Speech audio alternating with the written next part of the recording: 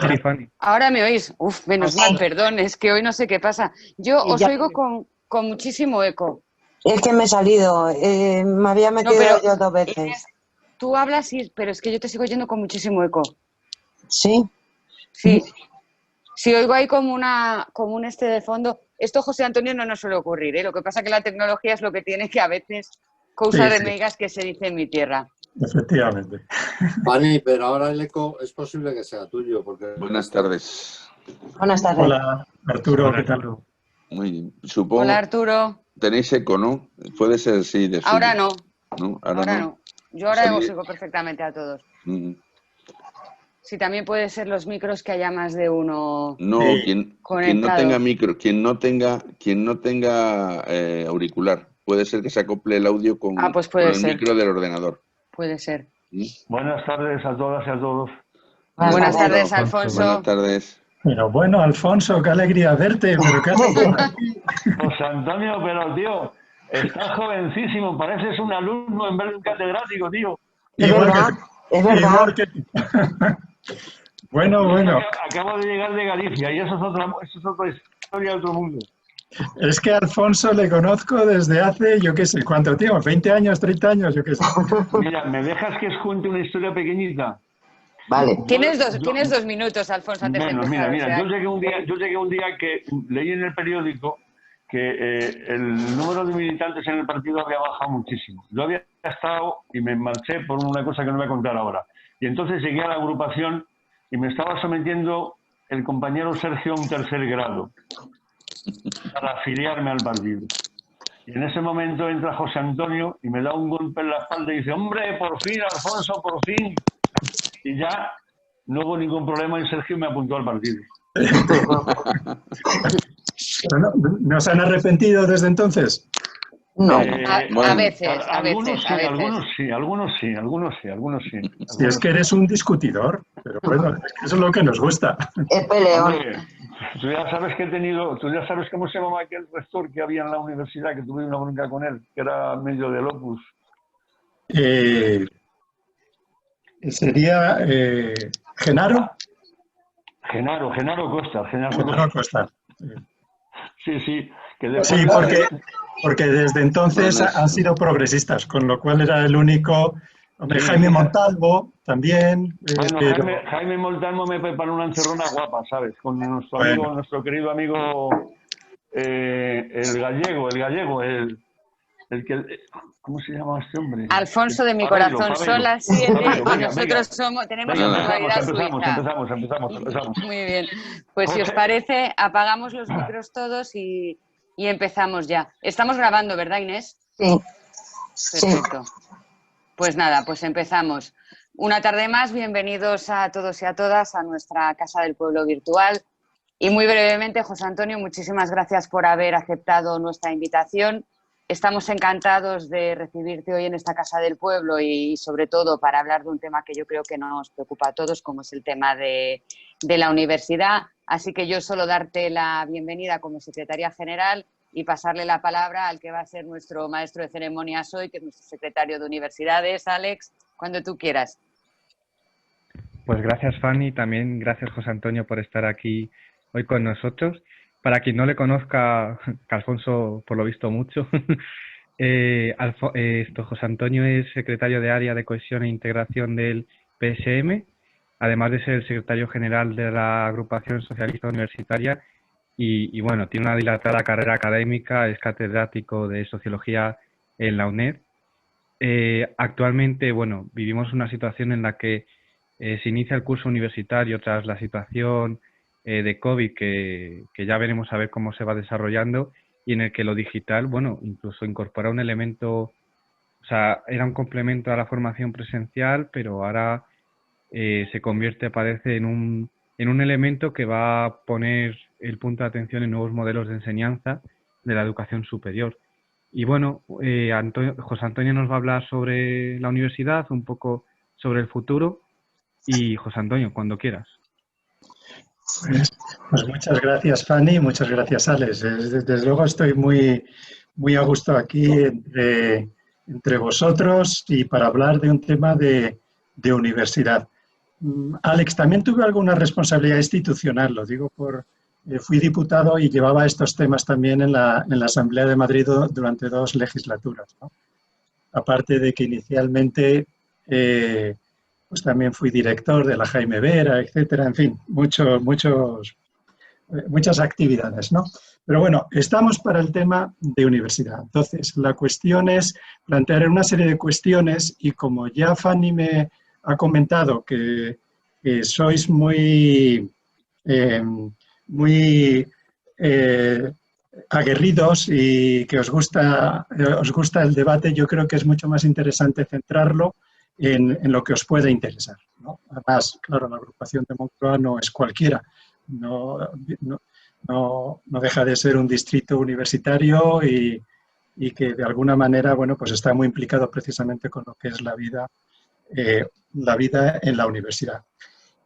Pues es complicado en estos términos un poco tan amplios de centrar en 15 o 20 minutos cuáles son los grandes retos de la universidad.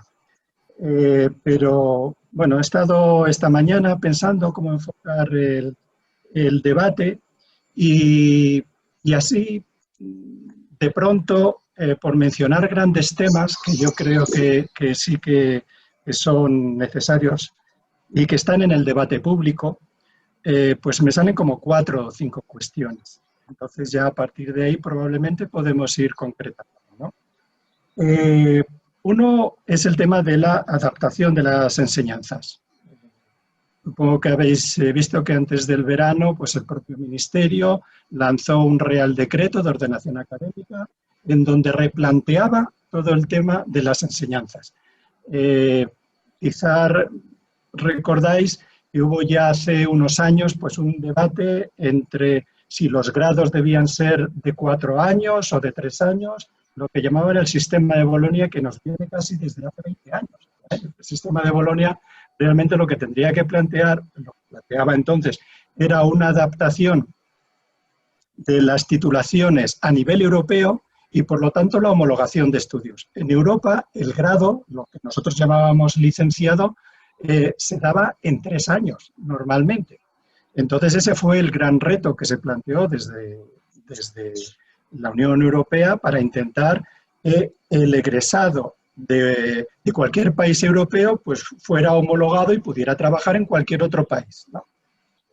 Aquí, no obstante, y precisamente por lo que puedan ser los intereses de grupo, los intereses más académicos, endogámicos y demás, no se fue al modelo europeo puro, por decirlo así, que era el de 180 créditos, que son 3 años. Y se hizo una cosa intermedia que fue 3 más 1, 4. 4 años más 1 de especialización que debía hacerse en máster. O sea, que no era ni el anterior nuestro de 5 años, ni el que se proponía de Europa como modelo, que era de 3 años, y se hizo de 4 años. Bien, lo que se ha visto después de unos años, de 10 más o menos, es que se ha vuelto a replantear la cuestión y para decir precisamente por qué no volvemos realmente a los 3 años. Bueno, entonces, en el Real Decreto está en debate público en la actualidad, pues nuevamente se plantea el problema. 3 años o 4 años. Con lo cual, claro, la impresión que da es que realmente no sabemos muy bien lo que queremos. Y sobre todo que no nos ha dado tiempo a adaptarnos. Una de las cuestiones, por ejemplo, que desde mi facultad, desde mi departamento, que hemos planteado algunas alegaciones a ese escrito, es que antes de plantear cualquier reforma, lo primero que tendríamos que hacer es hacer una evaluación. Es algo que, por otra parte, es inexplicable, que en este país se hacen políticas públicas y no se hacen después evaluación. Oiga, si hemos tenido un sistema, no sé si ha funcionado bien o mal, es un sistema que ha venido desarrollándose en los últimos años, los últimos 10 años. Pero ahora se está proponiendo desde el Ministerio un cambio y todavía no sabemos si ha funcionado bien o mal y por qué hacer el cambio. Entonces, se están planteando determinados debates en el aire y un poco cuestiones subjetivas y de preferencias personales. Yo creo que también en la acción política en la toma de decisiones deberíamos actuar de una forma un poco sistemática y hacer, por ejemplo, pues, hay suficientes egresados, suficientes personas que ya han salido de este sistema de cuatro años y por lo tanto probablemente tendríamos ya una evaluación para saber si hay que cambiar o no y en qué sentido, ¿no? Por lo tanto, un tema, no puedo cualquiera de los temas que os voy a decir realmente daría para una charla completa, ¿eh? Pero bueno, yo creo que son, primero, lo que se está planteando desde el Ministerio, segundo, lo que están debatiendo en las universidades y tercero, es algo que realmente estamos planteando desde el punto de vista de las universidades y políticamente, que yo creo que es un poco lo que nos puede interesar. Por lo tanto, adaptación de las enseñanzas. Voy a retomar después, en el último punto, en relación con el entorno de la universidad, algo que tiene que ver también con esto, con la adaptación de las enseñanzas en relación con el cambio en el mundo laboral, que probablemente sí que estamos muy sensibilizados y con todo lo que están diciendo del impacto de la inteligencia artificial, de la digitalización, etcétera, y la cantidad tremenda de estudios que nos están diciendo que en 20, 30 años probablemente el 50% de los trabajos que se necesiten entonces todavía no están creados. Entonces yo creo que la universidad naturalmente tiene que responder a esas necesidades del entorno empresarial, de dónde se van a emplear los profesionales o los estudiantes que salgan, ¿no?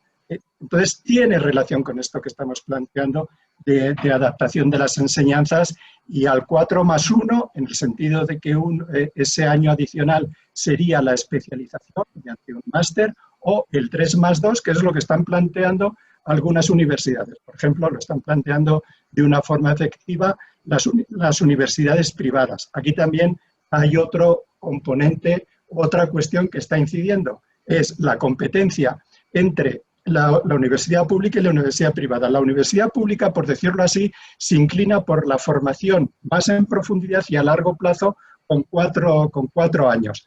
¿Qué es lo que están diciendo los de las universidades privadas? Que si ellos pueden, y pueden según la normativa, hacer grados de 3 años, lo van a hacer. Como os podéis imaginar, la competencia que se va a producir entre una universidad pública con 4 años para formar un periodista y una universidad privada, no lo va a llamar formación de periodista, pero lo puede llamar, por ejemplo, comunicólogo. Pues claro, lógicamente, por eficacia y recursos, naturalmente el estudiante que lo que quiere probablemente es enseguida conseguir trabajo, un título, etcétera. Tenemos esa consideración de titulitis un poco, ya veremos también. Probablemente en el debate salen después también estas cuestiones. Pero es evidente que la mayoría, o va a haber una presión para que las universidades privadas pues se incrementen. Bueno, veis que me enrollo un poco y pretendo ser sistemático, pero es todo lo que tiene que ver con adaptación de las enseñanzas. Hay otro tema fundamental, es el de la consolidación de plantillas. Cualquier estudio que se haga sobre la situación del profesorado en la universidad, y los que seáis docentes lo sabéis, pues se plantea, hay un dato objetivo, que es el envejecimiento de las plantillas. En algunos departamentos, por lo menos de la UNED, pero está bastante generalizado, la media de edad puede estar por encima de los 55 años y en muchas ocasiones de 60 años. En el Departamento de Historia de la UNED, por ejemplo, es de 60 años. Claro, estamos hablando de un grave problema, porque realmente hay que rejuvenecer esa pirámide de edad porque desde luego no está garantizado la supervivencia a medio plazo. Formar un investigador, formar a un profesor ya con experiencia y con capacidad realmente de rendir eficazmente, pues, hombre, necesitas 4 o 5 años realmente para ser competitivo. Desde luego, en el ámbito de la investigación, de una forma efectiva y de una forma realmente seria. Un equipo de trabajo necesitas años para realizarlo. Sin embargo, es previsible en los próximos 5 o 6 años, desde luego en los próximos 10 años, va a haber una renovación sustancial, pues jubilamiento y de los equipos docentes, y realmente está en cuestión lo que sería la renovación de esos equipos docentes y de esos equipos de investigación. Ahora, ya desde hace 1 año, 2 años, es cuando empieza a renovarse.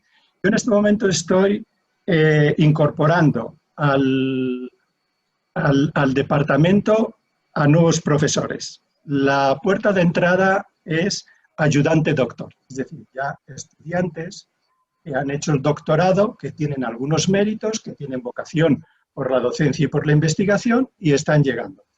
Esto en una situación normal, si uno acaba a los 22, 23 años, ha salido fuera 1 año, se ha especializado. La edad normal en la que uno debería entrar a la universidad en una carrera actual, lo que era tradicional, podía estar en los 27, 28, 29 años. La media de las personas que están concursando en este momento a las plazas que estamos sacando desde el departamento es entre 35 y 40 años. Y uno en concreto, es 50 años. Claro, que en la carrera docente se empiece a esa edad, tenemos un problema. Tenemos un problema serio. Primero, hay que tener mucha vocación para acceder a la universidad a esa edad, cuando normalmente, bueno, pues uno ya tiene más o menos cierta estabilidad laboral. Y cuando ya, incluso hasta tienes familia y tienes hijos, y realmente un ayudante doctor pues puede estar en una retribución de 1.000 y pico euros, y además no es permanente, no lo tiene seguro. Tiene que estar en esta figura 4 años y normalmente 1 año más de prórroga. O sea que se están poniendo en 40 y tantos años para empezar, para estar estabilizados en la universidad. Sinceramente, quien se queda es porque tiene, no porque no tenga otras alternativas. Me gustaría que vierais los expedientes que tienen de gente con talento, gente brillante, gente que viene de las Ramón y Cajal, que son becas de excelencia, o de los Juan de la Cierva, con esa edad. O sea, es gente que ha estado en Estados Unidos, que ha estado en Francia, en los mejores centros de investigación, y que se ponen con 41 años cobrando 1.200 euros y sin estabilidad en el empleo. Es dramático lo que está ocurriendo en la universidad. Y es verdad que se viene planteando desde las plazas, pero de verdad que viene con cuentagotas. Nosotros en los últimos 3 años se han podido producir jubilaciones de 3, 4 profesores y se han incorporado 3 profesores solo. Ni siquiera hemos recuperado las jubilaciones que se han producido. Entonces, ese es un gran reto y un gran problema, que es precisamente el de consolidación de plantillas, la precariedad, y después, claro, te vienen programas como el de recuperación de talento, que como un reto para el país, pero se hacen en unas condiciones que bien por la falta de recursos, bien porque esos planes no se mantienen en el tiempo. Pero los planes de recuperación de talento viene dado desde hace ya 8 años o 10 años. Y sin embargo, sigue habiendo problemas en esa cuestión, que realmente, bueno, pues no salen plazas en suficiente número y no en unas condiciones que son competitivas. Muchos investigadores de centros de excelencia han venido a España y después de estar 4 o 5 años, en algunos casos, aparecen en los medios de comunicación, ¿no? En algunos casos se han vuelto a ir. Porque investigar aquí sigue siendo realmente dramático. Todos los años tiene que haber un concurso, no hay una financiación garantizada a medio plazo que garantice el funcionamiento de los equipos docentes, etcétera, etcétera. Por lo tanto, bueno, ese es otro gran bloque de problemas. Por lo tanto, consolidación de plantillas, precariedad, el equilibrio entre la actividad de los investigadores y del profesorado, retención del talento, etcétera, etcétera. Y eso tiene que venir con algo que se plantea permanentemente, que es la financiación. La financiación, por lo menos de la investigación, sigue siendo muy pequeña en términos porcentuales. El objetivo y la media en Europa puede estar en el 2% y en España puede estar en torno a 1,2, 1,3% del PIB. Hay diferencias, por ejemplo, en el País Vasco, en Navarra, pero claro que el sistema de estas comunidades es muy pequeño, entonces puede ser más, está en torno al 2%. En el caso de Madrid es en 1,99%, pero otro de los problemas que tiene precisamente la financiación es la escasa inversión privada. Entonces, si en otros países de la cantidad global de inversión en investigación y desarrollo, ya no digo innovación, eso ya realmente sería para nota, ¿no? Pues puede estar en torno al 3 a un 4%, como digo, en España es del 1,3%. Eso tiene que ver con la financiación de la investigación, con la consolidación de los investigadores, etcétera, etcétera, ¿no? Después está el tema de, por lo tanto, adaptación de las enseñanzas, consolidación de plantillas, financiación, un gran bloque que diría que es el de la gestión. Y en la gestión está todo el tema de la burocratización. De verdad, cualquier docente pues llora por ese tema. Estamos en funciones del PAS. De broma se dice que el PDI, el personal de docente e investigador, es el personal de auxilio al PAS, que es el personal de administración y servicios, porque en buena medida estamos permanentemente con esas labores de burocratización, de actividades de administración, etcétera, etcétera. Por lo tanto, la burocratización, pedir, por ejemplo, un proyecto de investigación europeo, realmente necesitarías una paciencia tremenda. En otros países, por ejemplo, yo he estado en Inglaterra, pues cualquier proyecto de investigación tiene una persona, un administrador de ese proyecto de investigación. Cualquier actividad de intentar o reserva de viajes, justificación de gastos, etcétera, te lo hace un administrador, no te lo hace un profesor.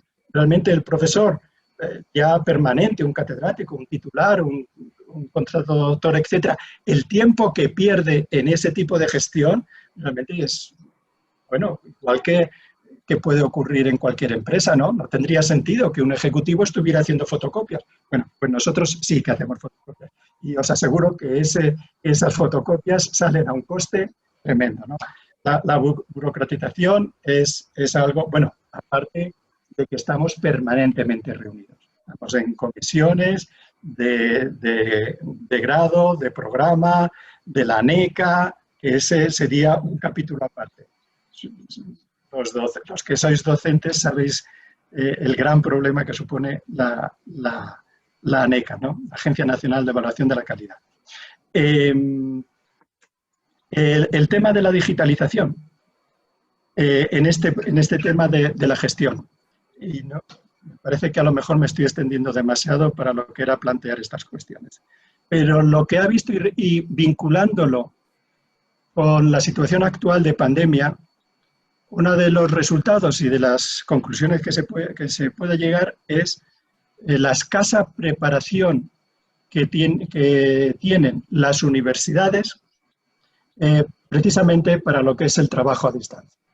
El debate en este momento se plantea en términos de decir si la universidad, si el curso tiene que ser presencial o no presencial o online. Y como situación intermedia se dice, bueno, semipresencial, unas veces online y otras veces presencial. Bueno, pues la cuestión se plantea en esos términos y que probablemente va a ser semipresencial en el sentido de que pues habrá días, bueno, pues en algunos colegios, como en el caso de algunos colegios, se establecerán días y la mitad. Allí donde no se pueda mantener las distancias de seguridad, probablemente pues unos días van a ir de la A a la M o después por otros grupos, etcétera, cambiando los días precisamente para garantizar que no haya esa acumulación de personas, etc. Pero lo que sí que ha demostrado, o se ha podido constatar, es la escasa adaptación de la universidad a este entorno digital. Y eso es un gran problema, porque eso no, la pandemia lo que ha hecho es ponerlo en evidencia, esa falta. Pero la necesidad de digitalización viene de atrás, viene desde hace mucho tiempo. Voy a dar un ejemplo. La competencia que se está produciendo en la actualidad para las universidades precisamente de ese ámbito del espacio digital. Google, por ejemplo, está ofertando en los medios de comunicación, está ofertando cursos de formación a 900 euros. Lo está ofertando en estos días. Precisamente como estamos en campaña de oferta y demanda y de matriculación, lo está haciendo. Ese es un fenómeno muy interesante y muy a tener en cuenta, porque estamos hablando de una institución que tiene prestigio, que tiene capacidad de reclutar, de contratar a personas y que es global. La competencia es global, no es local, es realmente, por lo tanto, es un nuevo agente en el sistema universitario al que no estamos teniendo demasiado en cuenta. Pero digo Google como puede ser el MIT, el Instituto Tecnológico de Massachusetts.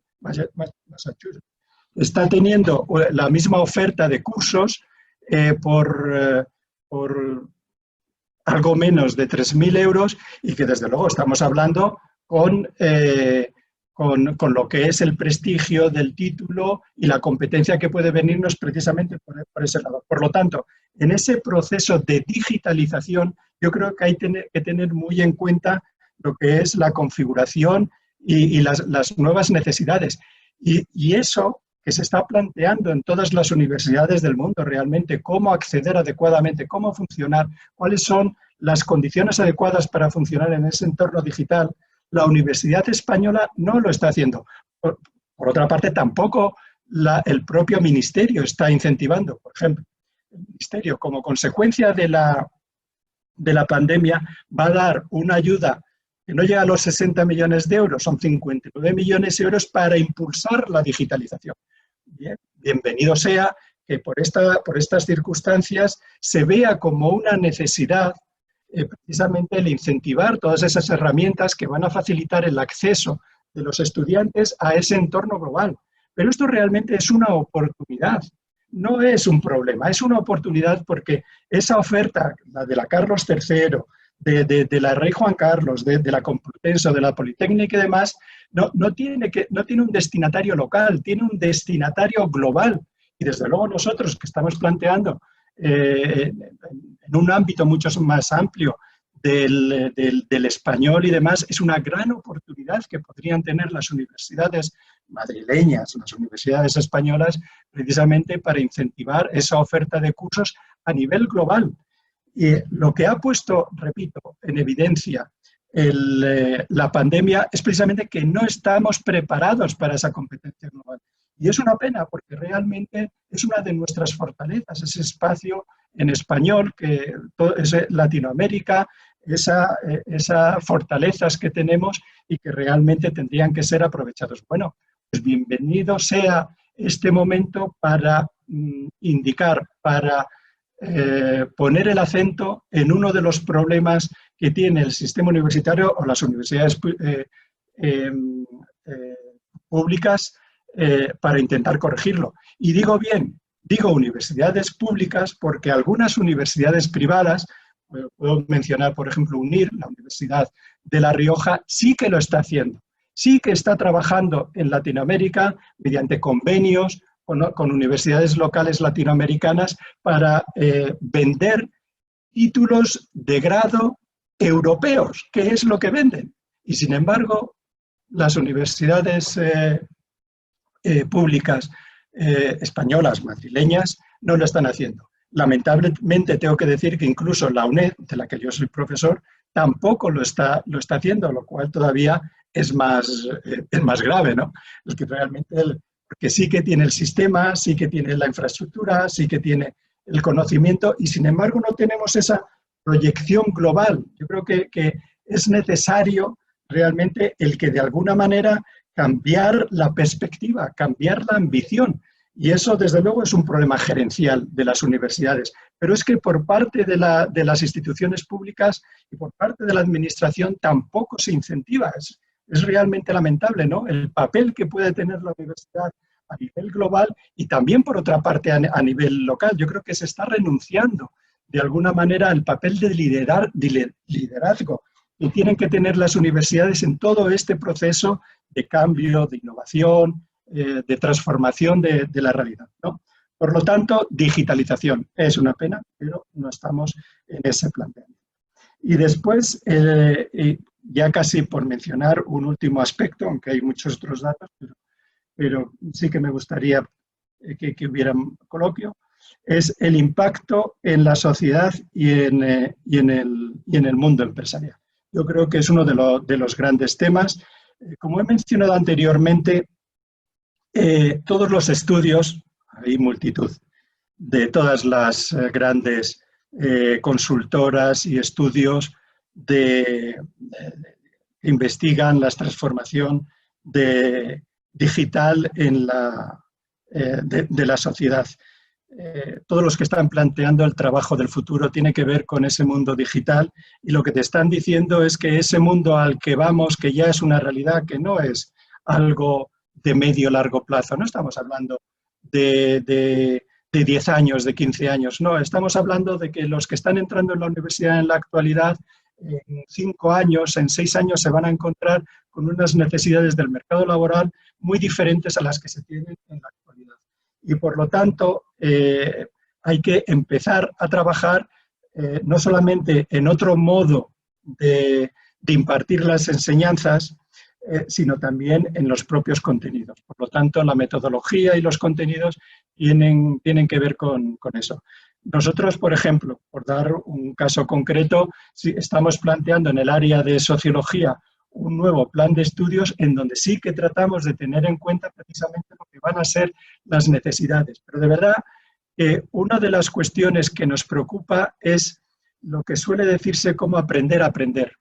Es que lo que se enseña en la actualidad va a quedar obsoleto a medio plazo, sea por la automatización, por la inteligencia artificial, porque el entorno cambia, porque el entorno es global y el egresado va a trabajar aquí lo mismo que pueda ser en Singapur, etcétera, etcétera. Es tan importante al menos que se estudia como el cómo se estudia y cómo se aprende a aprender. Y eso para el mundo universitario, para los equipos docentes, para el docente en concreto, desde luego es fundamental. Tiene que cambiar el enfoque. Simplemente para terminar esta primera introducción, quiero plantear precisamente algo relacionado con el enfoque, algo que sí que he estudiado en profundidad, bueno, con un poco más de detalle, lo que llaman y que tiene que ver con este entorno digital. Lo llaman los MOOC, Massive Online Open Course. Este es un fenómeno que se produce relativamente hace poco, a principios de siglo, en el año 2000. En el año 2003 se lanzan una serie de redes, cambian las redes sociales, se hacen interactivas y lo que antes era de una forma solamente una página web en la que se impartía una información, a partir de determinado momento y por casualidad se hacen interactivas. Y la gente empieza a actuar, a interactuar. Y no solamente con la página web, sino en la red. Eso tiene su origen, como digo, en el 2003 y en el 2008 se produce una cuestión por casualidad. Unos profesores de la Universidad de Canadá, Stephen Dons y George Siemens, tienen un curso de conectividad. Y cuando normalmente tenían 22 alumnos en ese curso, ellos que son tecnólogos y que estaban hablando de conectividad, pues se plantean casi como por casualidad decirle, oye, ¿por qué no lo abrimos?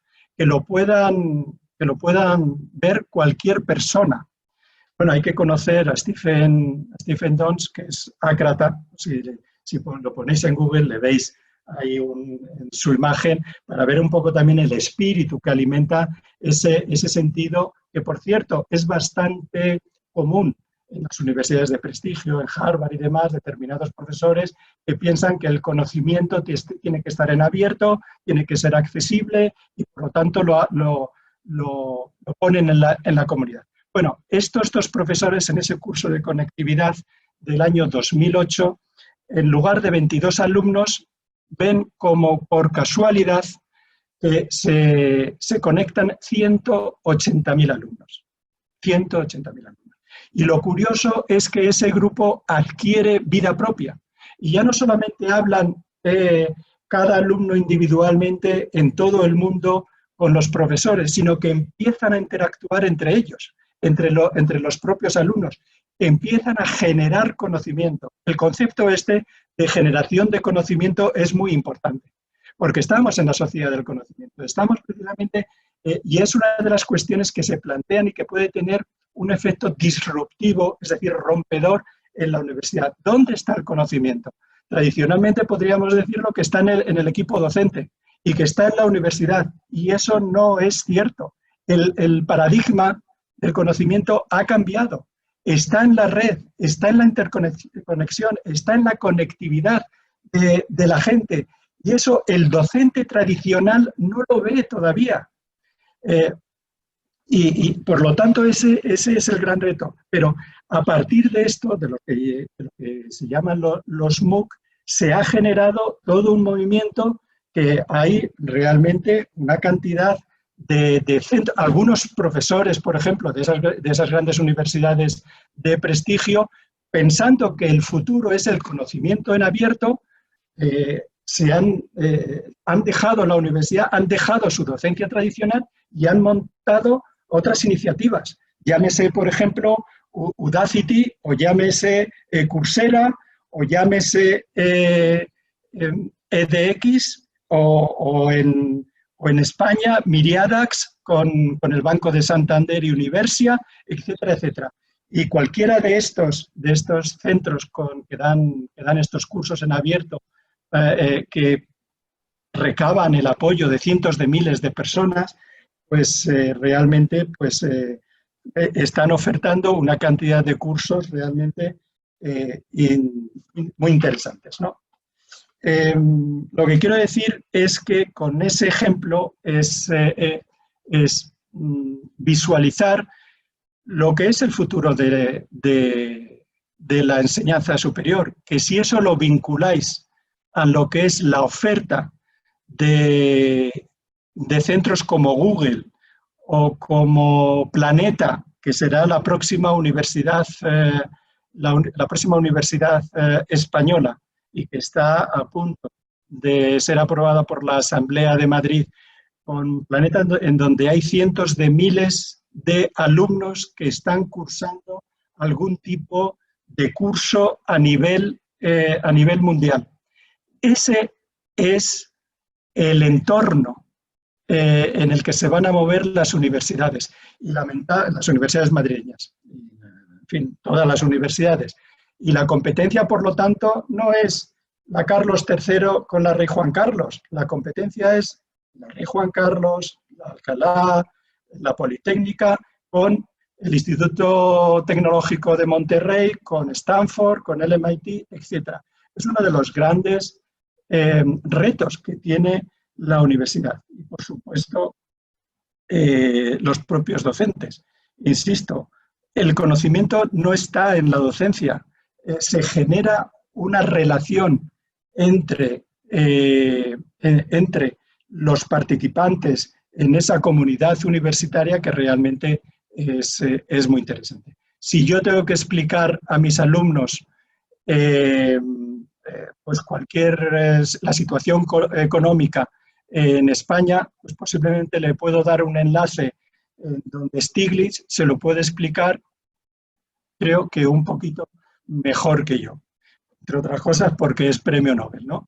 Y probablemente el rol del docente tiene que cambiar. Está en determinar, en concretar precisamente esos enlaces, en valorar la fuente, en resolver dudas, en evaluar el conocimiento, etcétera, etcétera. El conocimiento en la sociedad actual, en la sociedad del conocimiento, en la sociedad digital, está en la red, no en los centros que eran como los monasterios de hace 800 años, ¿no? Las universidades, en donde realmente eran casi como una cápsula del conocimiento. El conocimiento en la actualidad y más en el futuro no va a estar encapsulado, está en la red. Y ese es uno de los grandes retos que tiene la universidad. Y desde luego, desde el punto de vista político, pues naturalmente habría que incentivar sobre todo ese tipo de cuestiones. Por cierto, y con esto sí que de verdad acabo, Alex, y Fanny, la reforma que ha planteado el Ministerio de Plantillas, estábamos hablando del Real Decreto de Enseñanzas, el último que ha lanzado a debate público y que se va a incentivar en las próximas semanas, es el del profesorado. Pues Manuel Castells, ministro actual, que tiene una reflexión muy clara sobre lo que es el profesorado. Naturalmente él se mueve en el ámbito anglosajón y por otra parte también tiene vínculos con la Universidad Catalana, pues está planteando en buena medida ese modelo, que no es el del profesor funcionario, sino el del profesor contratado, que realmente se consolida en función de la valoración que hacen los alumnos de la enseñanza que reciben. Entonces, el modelo también ahí está cambiando o se está planteando. Y ojo, lo digo con claridad, no es el modelo que nosotros, los socialistas, estamos defendiendo. Por lo tanto, de alguna manera ahí sí que hay un cierto conflicto. Un modelo más anglosajón, en el que hay un refrendo por parte de los estudiantes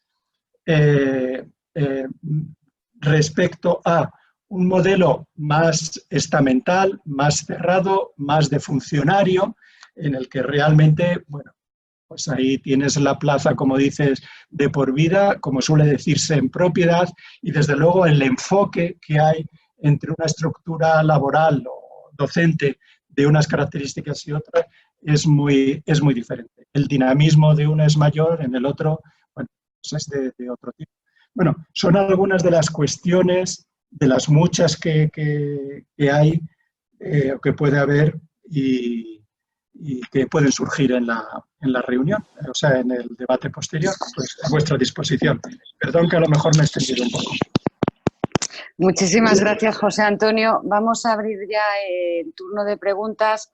Tenemos una auténtica obsesión con la puntualidad, así que os pediría, por favor, nos quedan 20 minutos que intentéis ser breves en las preguntas que planteéis. Quería también aprovechar para saludar a la compañera secretaria de Dinamización, Isabel Cadórnica, que está conectada y siguiéndonos.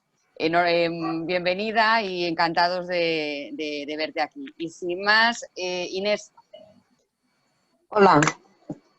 Hola, José Antonio, muchísimas gracias por venir. Es un gusto escucharte y es una pena porque yo soy estudiante de la UNED a mis años, estoy terminando Derecho y desde luego sí he apostado en tecnología con el tema de los exámenes y un 10. Yo no he tenido problemas. He estado en grupos que sí, pero lo que sí que me da pena es, por ejemplo, en mi centro asociado, un profesor que decían que cobraban 30 euros una clase. Entonces, eso, ¿qué problema hay de comunicación? ¿Es el rector el que tiene que comunicárselo al ministerio para intentar que lo que dices tú, 4 personas que se jubilan, esas 4 mínimos se tienen que reemplazar? Y luego es altruista, lógicamente, venir, ser profesor por 1.500 euros, que posiblemente en otro país no muy lejos, como Portugal o otro, posiblemente estén en los 2.000 euros. Con lo cual, chapó por todos los que estáis, pero tenéis que solucionarlo. Y muchísimas gracias. Gracias a ti. Y Fanny, ¿qué hacemos? ¿2 o 3? O simplemente por decir, saludar a la compañera Isabel Cadórnica. Ayer organizó también una una sesión muy interesante y no quiero dejar tampoco de saludar a los compañeros de la ejecutiva. También está Álvaro Frutos, que es el responsable de estudios y programas, y Tiki, que es el responsable de mayores y que también han tenido a bien el conectarse. Y además la secretaria de organización, Sisi, de ASU, ¿no? También compañeras que han querido acceder al grupo de Moncloa. Oye, una pues cosa, si te lo digo con mucha... Sí, voy a responder telegráficamente, Fran. Vale. El tema de no, Inés... que te decía que si te parece, juntamos 2 o 3, lo Vale. que tú prefieras. Vale. No, 2 o 3, venga. Sí, tengo apuntado a Pablo, que creo que había tenido un problema y se le había desconectado, no sé si sigue por ahí. No, Si no, Eduardo, Eduardo sí está. pues Eduardo. A ver si le veo. No sé Sí, qué oye. Eduardo pone que sí. Le falta activar el micrófono. Micrófono. Ahora, a ver. Ahora. ¿Sí o no? ¿Eduardo? No, No le funciona el micro. Ah. Pues si quieres pasamos... Raúl del Olmo. Sí, Esperamos a Eduardo. Raúl del Olmo. Raúl. Eduardo ya, si quieres te lo activo. Voy a reactivar el sonido de Eduardo. Voy a buscar a Raúl. Nada, no contesta. Pues mientras aprovecho y te pregunto yo. A mí hay un tema que me preocupa mucho, que es el tema de la brecha de género en las STEM. Entonces quería saber si tú crees que se están tomando las medidas suficientes para revertir la situación y la presencia de mujeres en ese tipo de carreras. Vale, bueno, empiezo por lo que comentaba Inés. Sí, ahí, aunque es un poco particular, pero tiene trascendencia. Lo del ABEX, realmente la UNED es semipresencial. En contra de lo que piensa mucha gente, e incluso desde dentro, hay un error de concepto, porque se plantea como una enseñanza online. La UNED no es una universidad online. UOC, la Universidad Oberta, es una universidad online y todo lo tiene por la red, por decirlo así. La UNED, desde su fundación en el año 72, se planteó como semipresencial, es decir, que tiene una serie de centros asociados en donde los alumnos, como Inés, pues pueden ir y recibir. Por lo tanto, es un contacto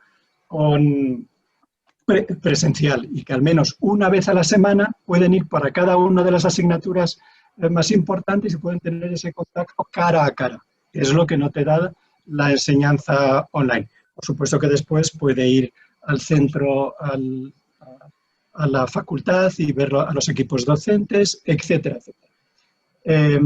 Por lo tanto, es un modelo semipresencial que, desde mi punto de vista, también lo ha dicho el ministro, puede ser un ejemplo a tener en cuenta para el futuro de la universidad en general. Es decir, que hagan un mejor uso y un mayor uso de las tecnologías como soporte de apoyo a la enseñanza presencial. Por lo tanto, y es verdad que el ABEX, por ejemplo, que estuvieron trabajando del orden de 10 o 15 programadores y en un mes han sacado una herramienta que es muy competitiva y que ya han vendido en algunas universidades. Yo mismo me he sorprendido porque lo que decía es que la evaluación se hacía presencial. Es decir, tenías que ir, los cientos de miles de alumnos iban a un centro, hacían sus exámenes, eran presencial. La experiencia de evaluación online no la teníamos. Había evaluación continua, con trabajos o a través de ALF, que es otra plataforma, pero la experiencia más desarrollada de evaluación online no la teníamos.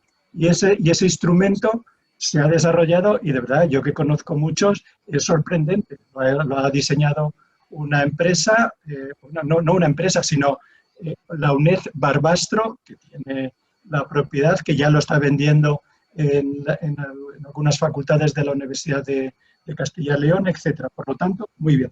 Pero estás planteando la cuestión de los profesores tutores. No quiero alargarme mucho, pero es un gran problema. Y es verdad que salen, por ejemplo, un profesor tutor. Esto tiene trascendencia política, porque en todas las leyes de la universidad siempre hay una adicional primera y una adicional segunda. Siempre. No sé si en ese orden. Pero adicional primera. Todo esto, la UNED se hará un desarrollo específico por sus características peculiares. Adicional X, N. Dice, los profesores tutor, habrá que buscar la figura adecuada para los profesores tutores, que no son equipo docente y que realmente tienen el estatus de becarios. Y es una anomalía. Eso lo hizo Ramón García Cotarelo, bueno, ahora se llama Ramón Cotarelo, cuando era vicerrector de profesorado, y es en el año 82-83, y era la única figura a la que se pudo acoger para de alguna manera inventar un nuevo profesor que no existía, que era el del profesor docente. Y lo único que existió desde entonces, o sea, la única, o sea, esa figura se ha venido arrastrando desde el año 82-83 y ningún equipo ministerial, ningún equipo de la universidad ha sido capaz de resolver ese asunto.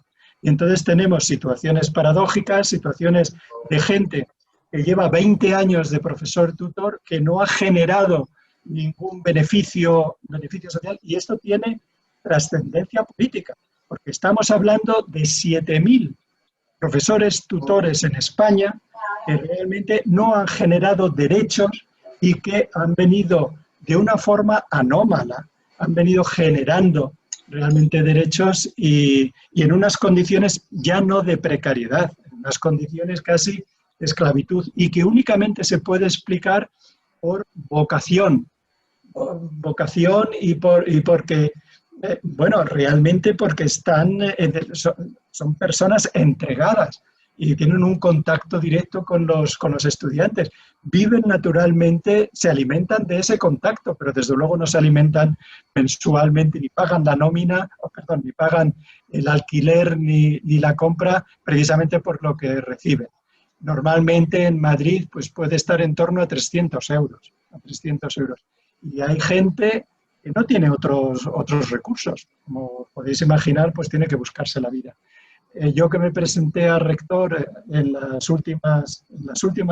anteriores elecciones, uno de los temas realmente que se planteaban era la necesidad de negociar con el ministerio un adecuado encaje de esta figura, porque hace 20 y tantos años los únicos profesores tutores de la enseñanza online eran la UNED, pero es que en la actualidad no es solo eso. Ahora está en la UNED, está la UOC, está la UNIR, está UDIMA, está la Universidad Católica de Murcia, etcétera, etcétera. Ya es una figura en la que hay miles de trabajadores que tienen esas características y desde luego hay que presionar al ministerio para hacerlo, porque o no quieren, o no pueden, o no saben, o no tienen determinadas... no saben cómo enfocarlo, pero realmente estamos hablando de un colectivo específico que tiene condiciones laborales de esclavitud. Es imperdonable y que desde las instancias políticas no se resuelve. Vale, muchas gracias. Dices, Fanny, el tema de STEAM y brecha de género. Claro, obligar a que las mujeres les gusten las carreras técnicas y demás, pues es complicado. En la UNED hay varios grupos. Además lo monté y lo impulsé yo, de alguna manera, siendo yo vicerrector de investigación, el Centro de Estudios de Género, y desde luego dentro del Estudios de Género, pues profesoras como Carmen Carreras y demás, desde la Facultad de Ciencias, sí que han intentado incentivar ese tipo. Yo creo que es un programa que trasciende lo que es una universidad, tiene que ser de ámbito nacional. Me consta, la FECIT, la Fundación Española de Ciencia y Tecnología, tiene programas para incentivarlo. se ha incrementado, desde luego, sin duda, lo que es el fomento de las vocaciones científicas por parte de las mujeres, pero hay que reconocer que no es una acción probablemente específica, sino que es algo más global y que tiene que ver con todo lo que es una cultura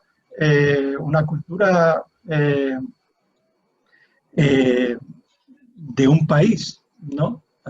Desde luego, no sabría, por ejemplo, en el ámbito sanitario no es STEAM, pero sí que es, bueno, el mundo sanitario es casi lo contrario, ¿no? Las mujeres en el mundo de la psicología, por ejemplo, pues también no son ciencias sociales y humanidades normalmente, pero bueno, pero por lo menos en la UNED sí que está enfocado de una forma más experimental.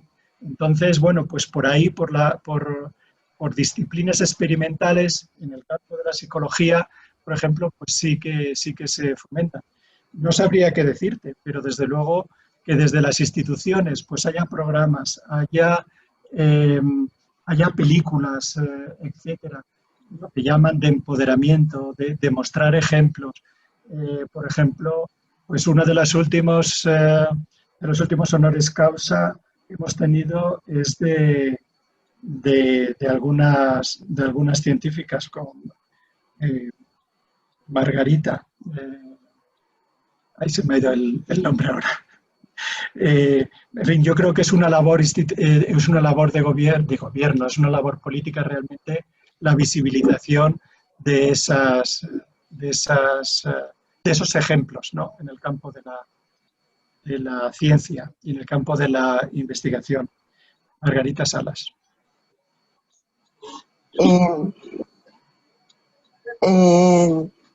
¿Alberto o Rico? A ver. Si queréis intentarlo con yo. ¿Me oís bien? Vale, perfecto. Perfecto. Muchas gracias, José Antonio, porque la verdad es que la exposición ha sido excelente de cuál es la situación y la evolución de la universidad durante todos estos años. Yo estoy muy de acuerdo contigo de que la universidad pues, ha sufrido durante los últimos años pues, varias revoluciones. Una de ellas ha sido el cambio a Bolonia y estoy de acuerdo de que es necesario una evaluación de estos cambios, porque sí que es cierto que en mi opinión, creo que se nota ciertas diferencias, sobre todo en aquellas carreras en las que el conocimiento teórico pues, es importante y tiene un peso después para ejercer tu carrera profesional. El hecho de reducir en años, digamos, esa formación sí que se ha visto comprometida y, de hecho, llama mucho la atención que carreras importantes como, por ejemplo, medicina o farmacia, pues no ha habido esa reducción por el miedo que puede ocurrir de que esa disminución de conocimientos teóricos pues pueda repercutir después en la actividad profesional. A mí una de las cosas que siempre me ha preocupado de lo que es la universidad es esa transformación de una entidad que se dedicaba puramente a la transmisión del conocimiento a que se ha convertido en una empresa y en el que existe un grado de competitividad extremo y que además da la sensación de que cualquiera puede montar su propia universidad y hay una proliferación muy importante. Yo creo que debería de haber un control mucho más exhaustivo del número de cursos o este tipo de cosas. Eso sí que me gustaría saber tu opinión sobre esa empresarización de lo que sería la universidad, que al final el alumno se va a convertir en un cliente y en toda empresa pues lo que es importante es, digamos, la satisfacción del cliente y no tanto la calidad muchas veces de lo que se ofrece, ¿no? Y luego, para finalizar, estoy totalmente de acuerdo contigo de que uno de los problemas importantes es el acceso a la universidad. Yo, pues digamos que estoy un poco en ese punto, ¿no? Yo terminé mi doctorado, digamos que siempre me ha gustado la parte docente. He tenido la oportunidad de ser profesor titular de una asignatura privada, pero es verdad que la universidad pública es un acceso mucho más complicado por el tema de los méritos, ¿no? En este caso. El poder compaginar, como dice la ANECA en sus puntuaciones, el tener una actividad de investigación bastante importante, además ser buen docente y además ser un buen asistente médico, en este caso yo soy médico y biólogo, pero estoy hablando más bien por esa parte, pues puede ser un poco difícil el poder desarrollar, digamos, con eficiencia esos tres pilares para poder cumplir con esos criterios, ¿no? Y luego, pues esa dificultad de acceso al nuevo talento, de alguna manera, yo creo que también es uno de los pilares que marca la dificultad para la digitalización, aparte de que toda esa burocracia e inflexibilidad que tiene la universidad. Gracias. Gracias. ¿Respondo? Bueno, Alberto, muchas gracias. Y bueno, también los comentarios y las preguntas. Los comentarios estoy de acuerdo en el que la gran dificultad que ha habido por parte de muchas universidades para adaptar, o muchos títulos para adaptarse a Bolonia. En contra de lo que pueda parecer, muchas universidades europeas han renunciado a Bolonia. En Alemania y demás hay cursos, hay universidades que han dicho, no, nosotros pensamos que tiene que ser 5 años.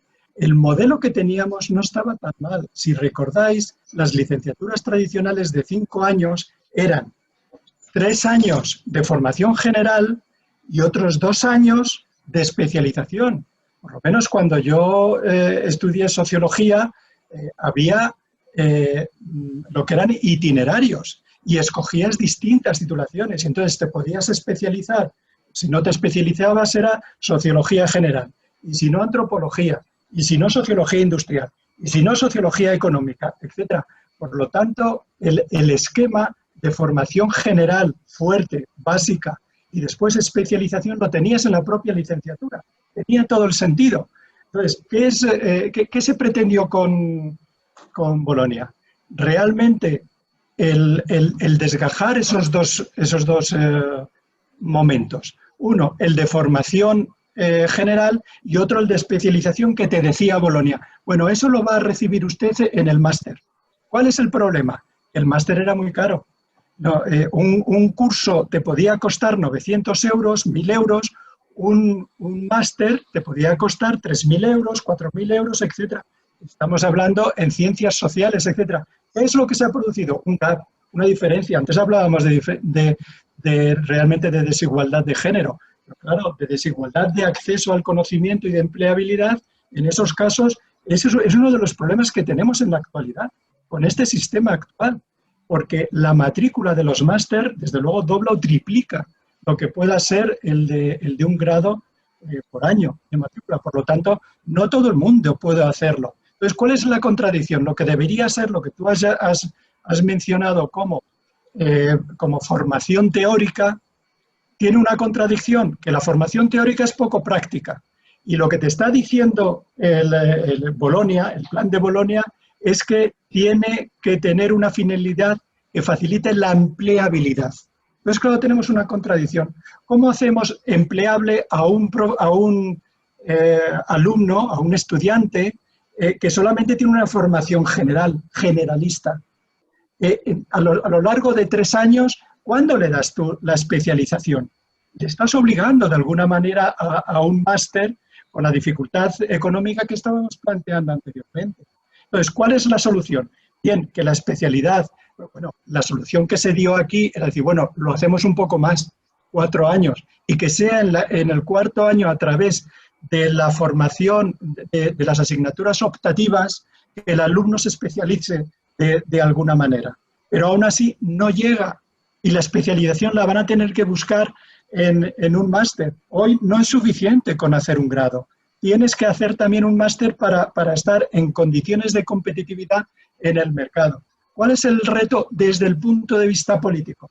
Realmente se llama becas, se llama, bueno, regular también los precios y que de alguna manera no sean precios desorbitados, sino que sean precios accesibles.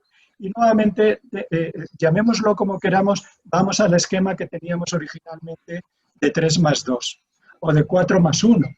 Ese es el debate ahora mismo, en este momento es el que se está planteando. Cuando hablemos del Real Decreto de Ordenación de la Enseñanza, este es el debate que estamos planteando. Formación teórica, formación práctica, empleabilidad. Y no lo tenemos todavía resuelto. Desde mi punto de vista se tienen que combinar, lógicamente. Y que la formación esté muy orientada al cómo, no al qué. Lo he dicho anteriormente, los propios docentes tenemos que que cambiar nuestra forma de enseñar, porque lo que enseñamos se queda obsoleto necesariamente en uno o dos años. Por decirlo así, no se trata de, por ejemplo, un programador que aprenda un lenguaje. No tiene ningún sentido. Sin lenguajes que van a venir cada 2 o 3 años te vienen diferentes. Por lo tanto, tienes que tener los instrumentos, las herramientas para adaptarte permanentemente. Es esa la orientación, el cambio. Por lo tanto, y para eso se necesita 3 o 4 años, probablemente. Las ingenierías necesitan una mayor aportación y mayores años y mayores en términos de crédito, que es como se habla en la actualidad, créditos ECTS, etcétera. Pues habrá que hacerlo, ¿eh? Pero es una combinación entre conocimiento teórico, lo que no quiere decir, entendámoslo bien, la teoría no deja de ser práctica, en el sentido que yo le estoy diciendo, que es saber cómo actuar, ¿vale? Cuando hablas de proliferación importante de másteres y incluso de universidades.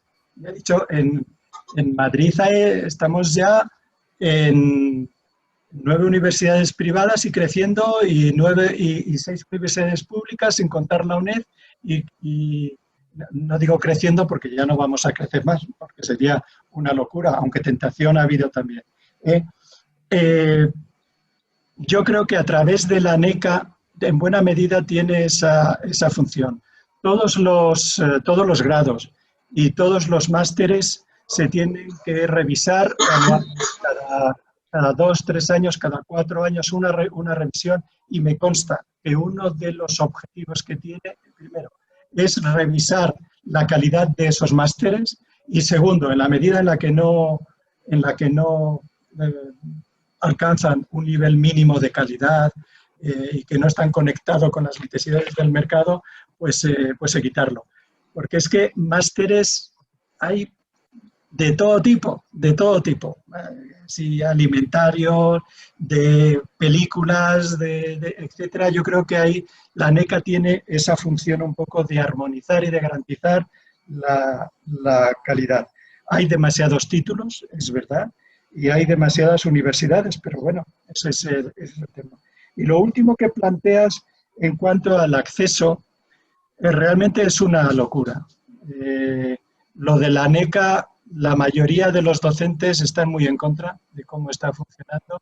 Si yo te enseño los currículum de los que decía antes, que están empezando ahora la carrera docente de profesores ayudantes, pues son personas que a lo mejor tienen 15 publicaciones JCR, que son las primeras en el primer cuartil, que son las mejores revistas a nivel mundial en su especialidad. Entonces, realmente el competir en esos términos, hay muchísima gente que se queda de una forma injusta, porque sí que tienen talento, pero se quedan a las puertas realmente. Y por ejemplo, pues te piden unas condiciones en las que tienes que estar ya no 6 meses, sino 1 año o 2 años, mucho tiempo, en un centro de excelencia, y no te vale cualquiera.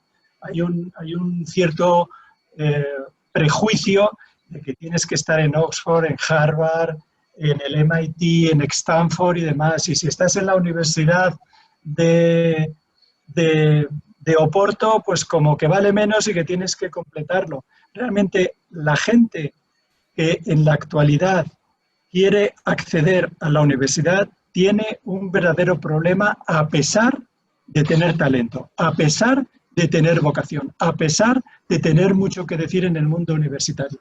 Por cierto, una de las reformas, Pingarrón, que le tuvimos ayer, estuvimos con él, una de las reformas que quieren hacerse en este Real Decreto de profesorado al que he hecho referencia es precisamente flexibilizar y facilitar el acceso a la universidad para gente que no tiene esas condiciones de excelencia, etcétera, y que no son doctores y demás. Mira, por ese lado, a lo mejor sí que hacemos, lo digo como gobierno como gobierno socialista, a lo mejor sí que hacemos algo bien.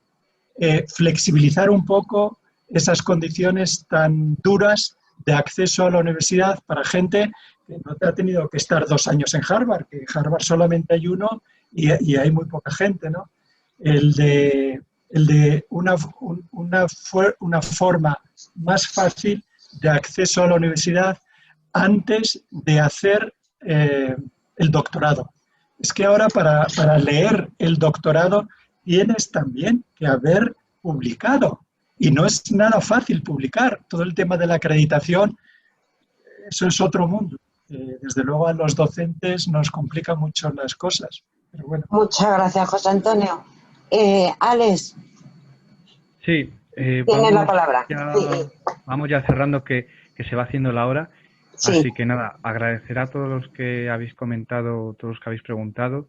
Agradecer también muchísimo a José Antonio por habernos acompañado hoy, que da gusto escucharle. La verdad que ha sacado temas muy interesantes que creo que aportan mucho. Y bueno, no sé si Fanny quiere añadir algo más.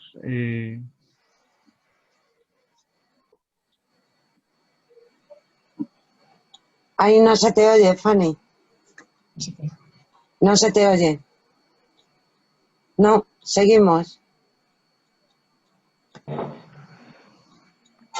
Te despide. Bueno, que no la funciona el micro, pues... Le despido yo a José Antonio, como alumno en excelencia de la UNED y como militante del Partido Socialista y admirador de este gran catedrático que es José Antonio, pues la persona a la que tengo gran cariño, pues que nos ha sabido a poco. Me tienes que volver. Sí. Bueno. Es que vete preparando y muchas gracias por haber estado esta tarde con nosotros. Oye, un abrazo fuerte, ¿eh? Sinceramente, agradeceros vuestra invitación, a Alex, a Fanny, a Inés, a todos, por vuestras preguntas. Yo creo que es un debate pues, necesario, el de la universidad y el del modelo, y que, como dice Alfonso, pues es que esto tiene mucho recorrido y desde luego habría mucho que hablar. Desde luego a vuestra disposición, y si organizáis alguna cosa más, también como asistente, encantado de participar. Se lo mandaremos. Ahora me oís, ahora menos sí. Mal. Que, lo dicho, muchas gracias, rapidísimo. Ha sido un auténtico placer. Y sí. Al resto, a los nuevos, que estáis invitados a formar parte de esta Casa del Pueblo virtual. Si queréis que os mandemos la agenda, nos mandáis un correo al correo de la agrupación, que es moncloasocialista@gmail.com, y seguimos viéndonos. Muchísimas gracias, José Antonio. Contamos contigo, también, sí. Que seguro que será muy interesante. Hasta luego. Adiós. Gracias, hasta luego. Saludos a todos. Hasta luego. Gracias.